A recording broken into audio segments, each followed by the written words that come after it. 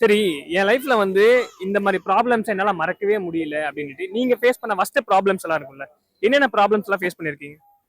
நெறைய நெறையா ப்ராப்ளம்ஸ ஃபேஸ் பண்ணியிருக்கேன். ஆ நான் ஒரு எனக்கு அப்யூஸ் எல்லாம் நடந்திருக்கு. அதுதான் என்னால மறக்க முடியாத கம்ப்ளைண்ட் பண்ணீங்களா? இல்ல அப்ப வந்து நான் புதுசு நான் இருந்த இதுல வந்து டிரான்ஸ்க்கு ரொம்ப முக்கியமா இதெல்லாம் எதுவுமே கிடையாது. இப்ப ஸ்டேஷனுக்கு போய் நான் கம்ப்ளைண்ட் குடுத்தாலும், நீங்க தான் ஏதாவது பண்ணியிருப்பீங்க அப்படின்னு சொல்லுவாங்க. அதனால நான் எது கம்ப்ளைண்ட் பண்ணேன். ஓ! உங்க மேல அந்த அக்யூசேஷன் வைக்கிறாங்க. நீங்க தான் பண்ணியிருப்பீங்க. நான் தான் பண்ணியிருப்பேன்னு சொல்லிருவாங்க. அது அப்ப இருந்த காலகட்டத்துலலாம் அப்படிதான் இருந்துச்சு. நான்லாம் சர்ஜரியா ஒரு 15 இயர்ஸ் மேலயே ஆகுது.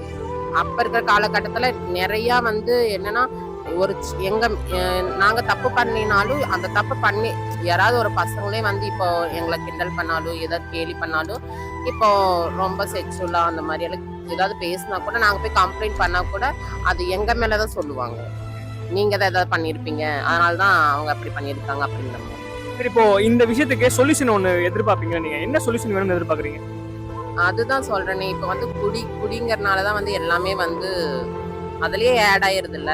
குடிச்சாதான் ஒரு பசங்களுக்கு வந்து மைண்ட் எல்லாம் வந்து ஒரு மாதிரி இதாகுது.